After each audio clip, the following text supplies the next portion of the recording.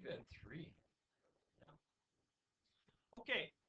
Integration by parts, day 2. So we're going to do 3 problems today. And for the first problem, you're really going to have to lean in. Okay. So these are definitely more challenging than what you saw the other day. Okay. But this will be the content limit for what we expect you to be able to do. Right now, we'd be ready to probably test next week, Monday. We only have one more section we need to do after this, and it's just a 1 or 2 day deal. So we're gonna get you a study guide tomorrow. Yes, we're gonna test on Monday. 5 days we'll test. Yep, 1 week from today. Okay. So we have the integral of FG is equal to big FG minus integral of G prime big F. And so that's integration by parts. And what we did is we tried to identify what G would be and what F would be. As you look at this problem here, anybody see what G is and what F is? G is X. Very good. And this is F. So what I have is, as I set up this integral, I'm going to take G, which is negative X cubed, times big F. So that means I have to find the antiderivative of sine of 4x. Well, what's the antiderivative of sine? Negative cosine. Well, how do we do the antiderivative of sine of 4x? Very good. So Dana sees it. We're going to do the mathematics for you, but you have to use substitution. You would say the antiderivative of sine of 4x, and you don't even have to really set it up if you could just see the answer. Dana saw it, but she has a star quality of super awesomeness all the time. So if u is equal to 4x, then du is equal to 4dx. I don't have a 4dx, so therefore 1/4. Everybody see how I come up with the 1/4 that Dana said? Okay, so once we can convince ourselves of that, you see that you're going to get a 1/4. And what's the antiderivative of sine? So I'll change that negative x to the third to positive, and we'll put a cosine of 4x. And my smart board just got stupid.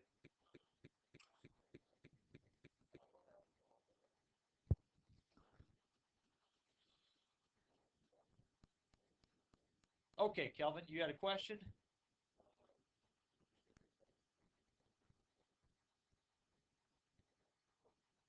This guy? So that's this piece right here.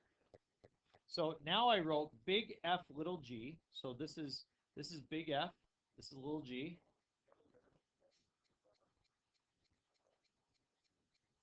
Oh yeah, I got rid of the substitution piece because I was just very confident that you all saw where that was. But we missed that. We'll do it again, okay? Integral. What is G prime?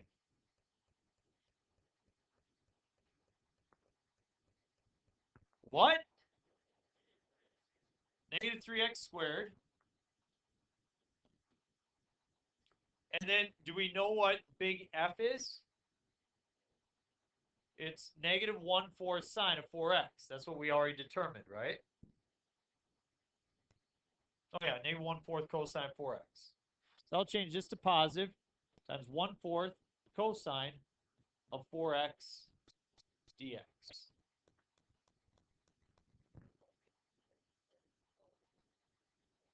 Yep.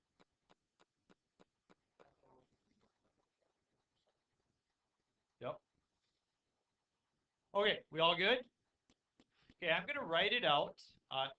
X cubed over 4 times a cosine of 4x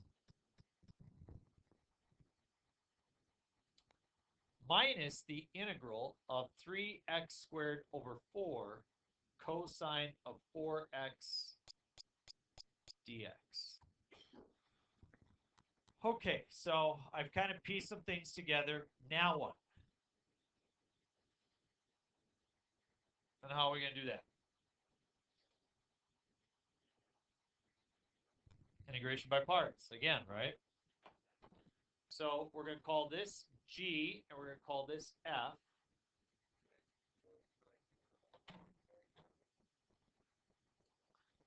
No. No. You want the, like when we get rid of this 3x squared, when it gets down to just a constant, then we're not going to have to do the integration by parts anymore. That's the whole idea. We got to wait till this gets down to a power of 0. We got a ways to go. This is a tough problem. And then I'm going to show you a shortcut.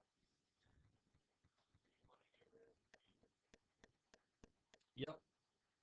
All right, so I've got x cubed over 4 cosine of 4x minus, and we've got little g, which is 3x squared, over 4, times, I now need the antiderivative of cosine of 4x. 1/4 sine of 4x. So what we're doing right now, Kelvin, is we're writing this part here, big F, little g, minus the integral of what's g prime? No, positive sign. Antiderivative of cosine is positive sine because the derivative of sine is positive cosine. Yes, so 3x over 2 times 1/4 sine of 4x dx.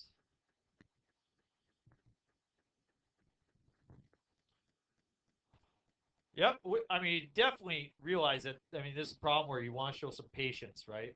I mean,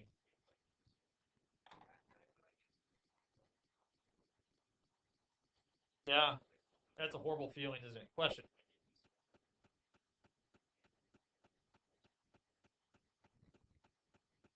We didn't take, we're doing the antiderivative.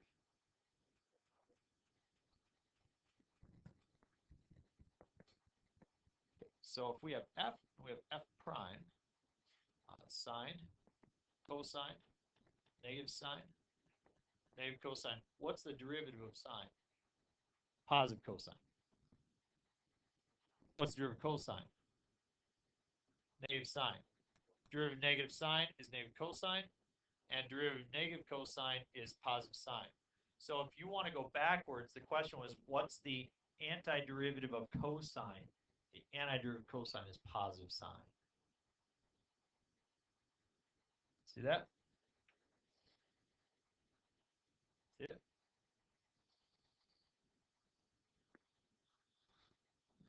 If you make that list, we want to go from what you got on the right side back to the left side, and that's what we've got. Okay, x cubed over 4 cosine of 4x.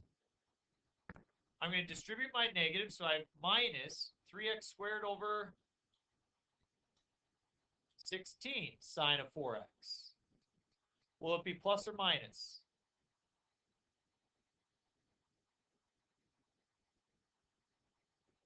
Plus the integral of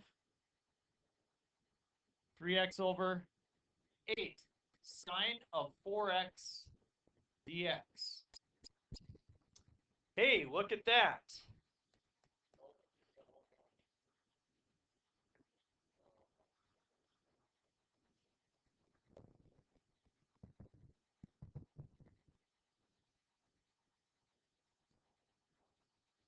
Gotta do it one more time. See it? Okay. This is G, this is F. We're almost there. You guys are doing great work. X cubed over 4 cosine of 4x minus 3x squared over 16 sine of 4x plus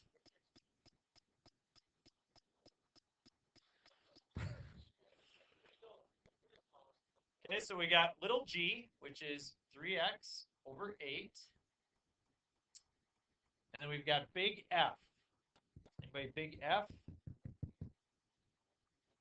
Negative 1/4 cosine of 4x.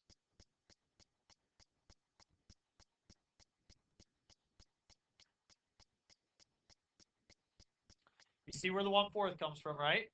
And the antiderivative of sine is negative cosine. Minus the integral of, what's g prime? 3/8 times big F. And big F, we've already decided, is negative 1/4 cosine of 4x dx. Hey, do we have to do integration by parts here now? No, we are, but I got to make room here. So, yep. We don't have an x in front. You know, here when we got this x cubed, then it's very difficult. But if we just have a constant, constants don't create an issue for us, not at all. We are. I just need some room right now. So you can attach a scratch sheet of paper. Those always work good.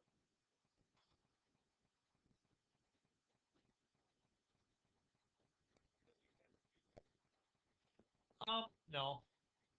And this is going to be a minus 3x over 32 cosine of 4x.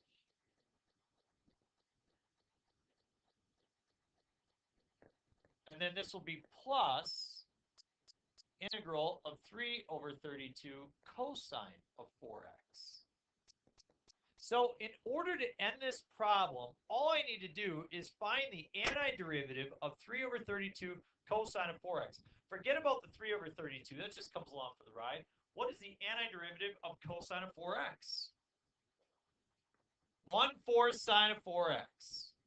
So just about there. X cubed over 4 cosine of 4x minus 3x squared over 16 sine of 4x minus 3x over 32 cosine of 4x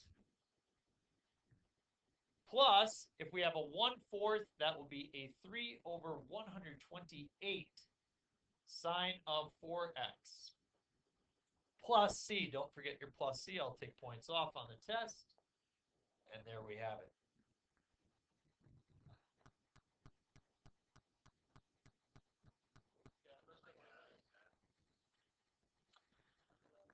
Are you guys ready to see a faster way of doing it? Okay.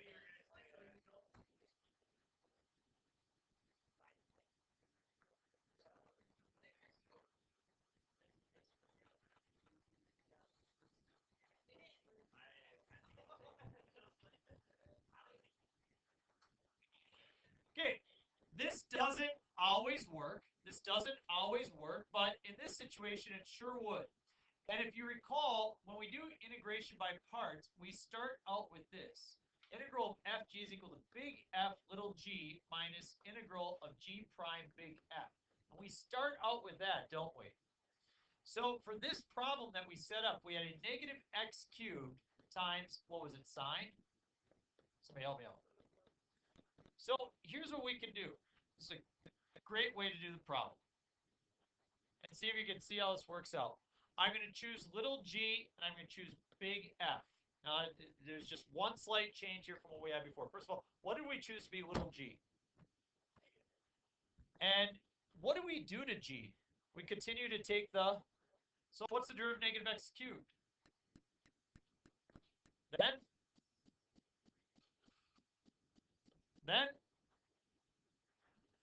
Then,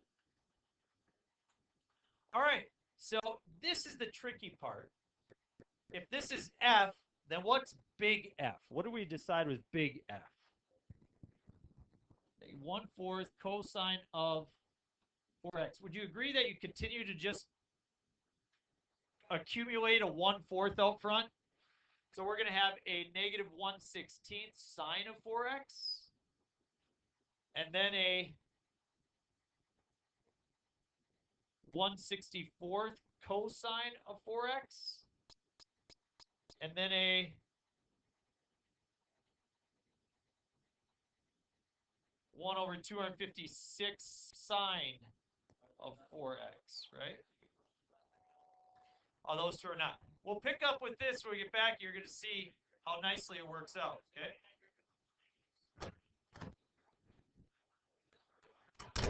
Okay, check it out, folks. Here's G. Here's big F. Now, let's see how this equates. You can see that when G gets to be 0, we don't have to worry about anything in that line. But then this line is plus slash minus, and here's why. If you look at the original formula here, you can see, does this start out to be positive or negative? And then after that, you have this subtraction sign, which as it would distribute through, it would continually switch from positive, negative, right? So that's why we take this formula piece here and we start out with, positive, then negative, positive, then negative. Okay. So how many terms do we have? 4. What's your first term? Look at our answer. Probably just did.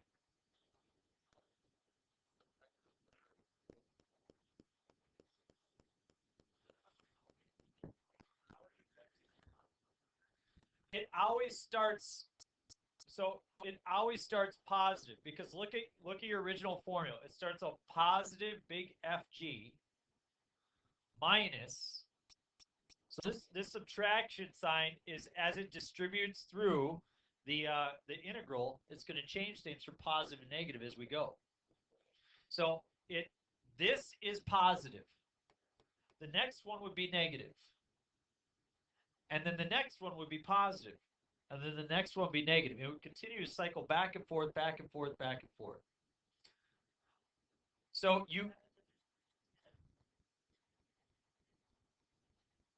nothing changes. This always goes positive, negative, positive, negative. Now watch.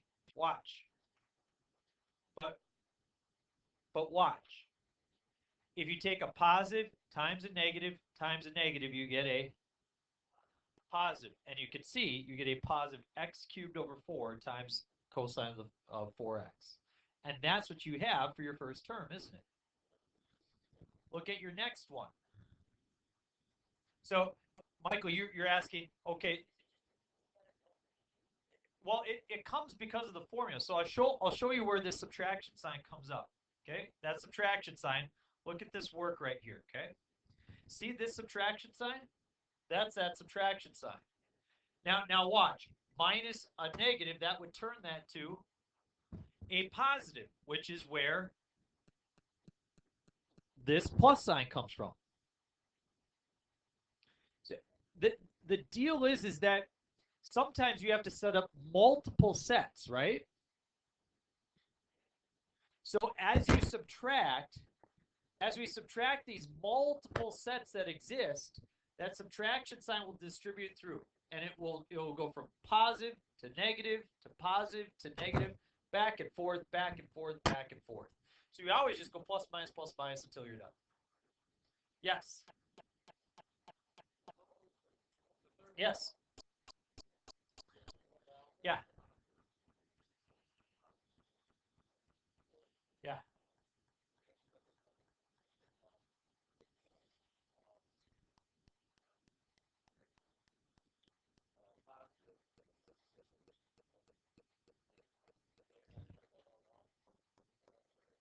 I think we have negative 3x over 32 cosine of 4x. Isn't that our third term that we have here? See that? And if you look at your very last term, you can see a negative times a negative gives us positive, so you should end up with 6 over 256 or 3 over 128 sine of 4x. That should be our last term. Yep. And so you can see as you multiply it on out, that box tells us exactly how it's going to go. Now, those boxes, it doesn't work all the time, but when you see this type of setup where you have a negative x cubed and a sine of 4x where this terminates and this cycles, it's going to work. So let's apply that exact reasoning to this guy right here. You're going to see how quick this can go. Okay?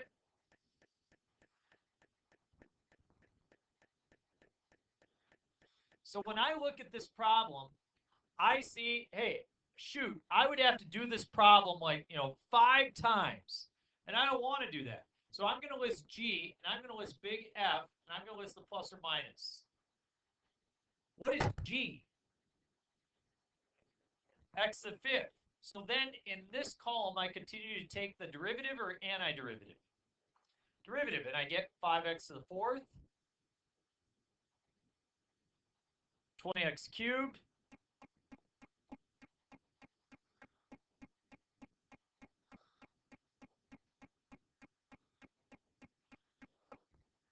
so we get to that 0 mark, we're done, because 0 times anything is 0. And then for big F, we have, well, we need the antiderivative. You don't just list e to the negative 2x, you have to list the antiderivative. What's the antiderivative of e to the negative 2x?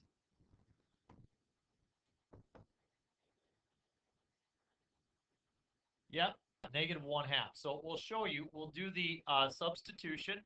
So if you have e to the negative 2x dx, we would say that u is equal to negative 2x. So du is equal to negative 2 dx. So I want it, yep, divide by negative 2, so you get negative 1/2 du is equal to dx. So I've got negative 1/2 integral of e to the u du. So see how I get the negative 1/2 e to the negative 2x?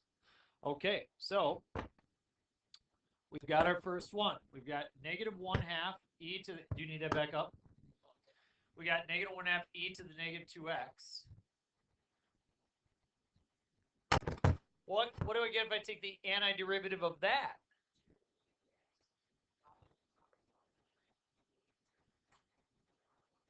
One over 4 e to the negative 2x. You're going to continue to collect what constant? Negative 1/2. So yes, so you get a negative 1/8 e to the negative 2x. 1/16 e to the negative 2x. Negative 1/32.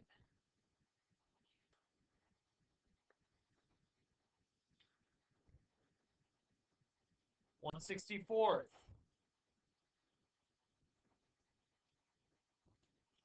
And then the last one goes away. I always start out with plus, then minus, plus, minus, plus, minus. Because your original rule starts out positive. That doesn't mean that your first term is always positive. It's just that you have a positive multiplier. Very good. Negative 1/2. Sure, you could write it like that. Negative x to the fifth over 2. Now you take the antiderivative for f.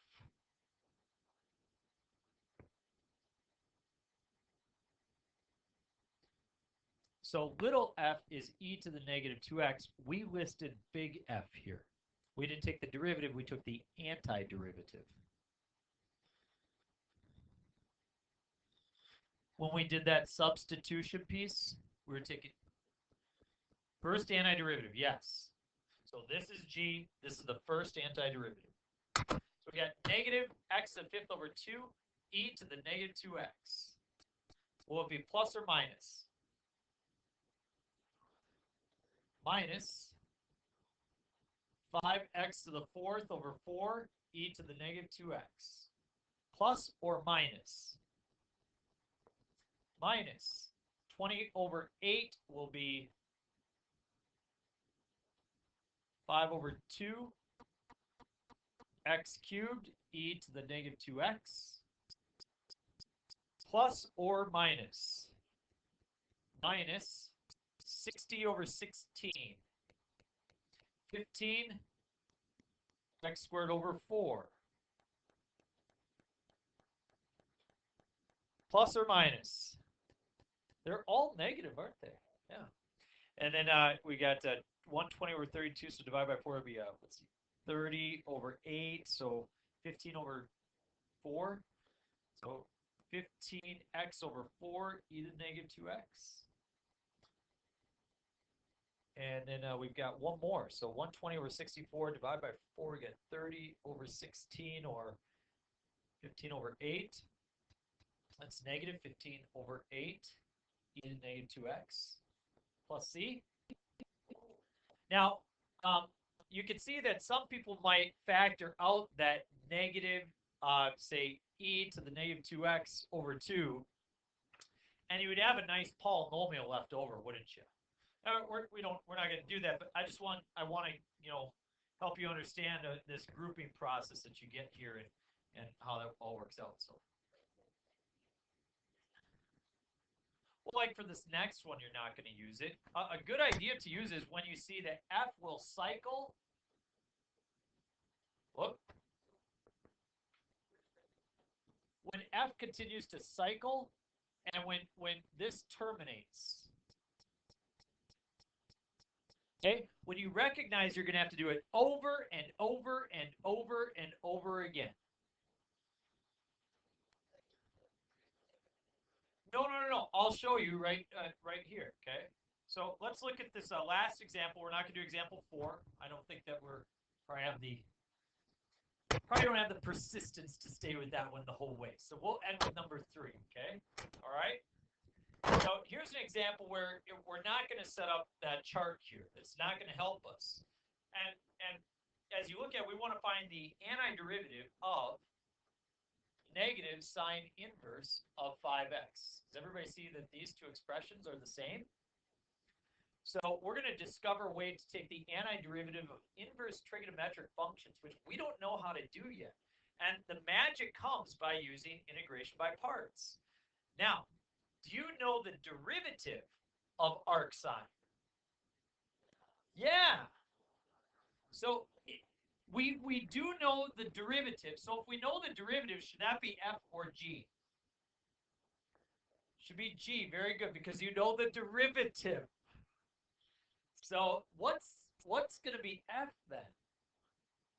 Or negative 1, right? So we'll let f be negative 1. So those are the two things that we're multiplying. Negative 1 times arc sine of 5x. And we're going to find the antiderivative using integration by parts. Or the integral of fg is equal to big F little g minus integral of g prime big F. Now, I cannot encourage you guys enough that as you're headed down this path, taking derivatives is really nice. Taking antiderivatives, not so much, right? So, Jasmine, you asked the question, well, when can we use this, when can we not? That's really kind of the big measure of how well you do at Calculus 2 a lot of times is, are you ready to investigate which method works in situations, which one doesn't? It's tough to tell. It's like a puzzle.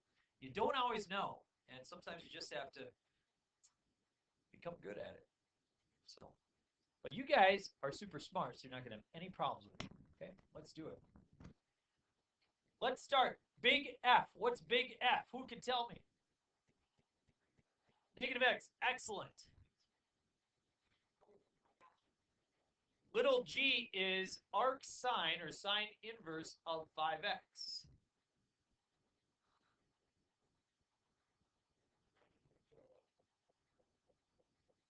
Minus integral of, instead of doing the g prime, I'm going to write big F. What's big F? Negative x, so I'll do just positive x then.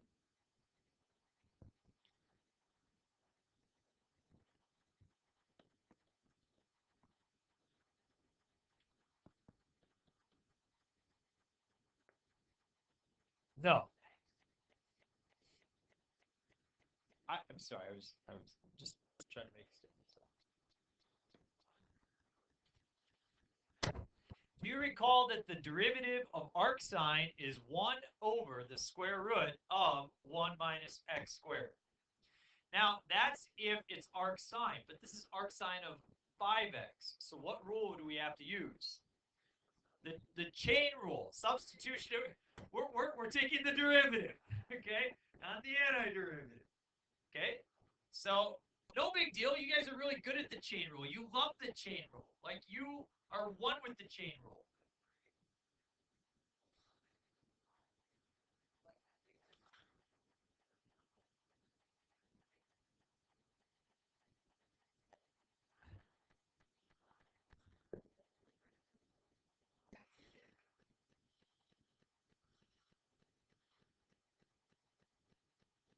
You remember that, right?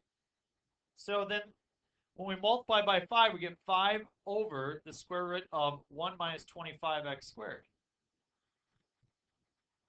So we've got that derivative. 5 over the square root of 1 minus 25x squared dx. Sweet. This is awesome.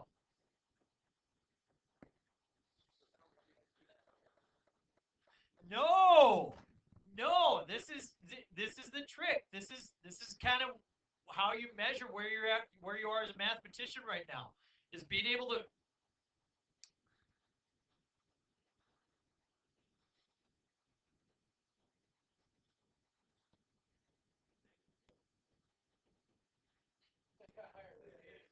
This integral is no big deal.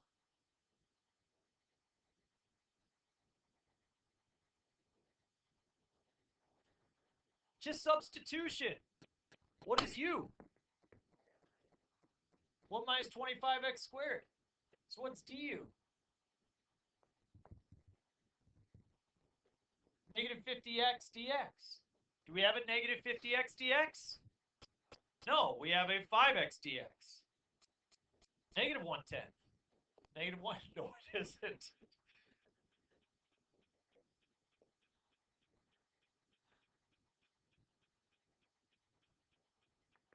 So I have the negative 1/10 integral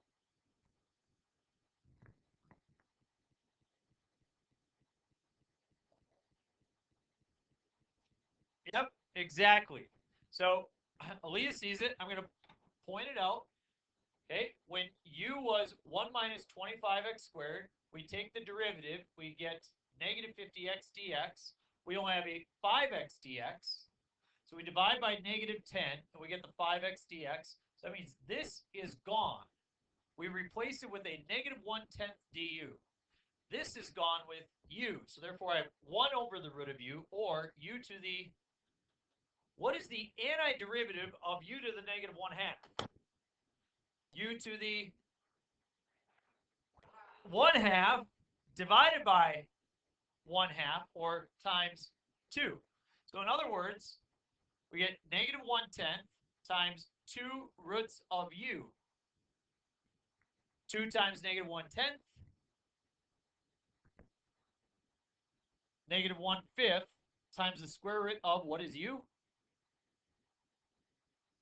1 minus 25x squared plus a constant. So we figured out what this antiderivative is. So we're now ready to write our answer.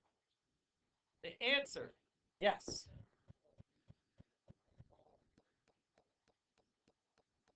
Divided by 1/2 or multiplied by 2. So you can see the substitution. Do you see the negative 1/10 du?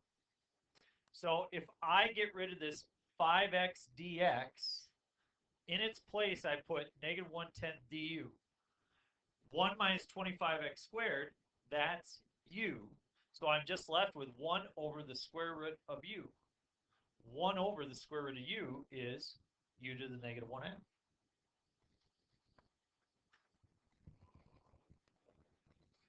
So I have negative x sine inverse of 5x plus or minus the root of 1 minus 25x squared all over 5 plus a constant. That's the antiderivative of arc sine of 5x negative.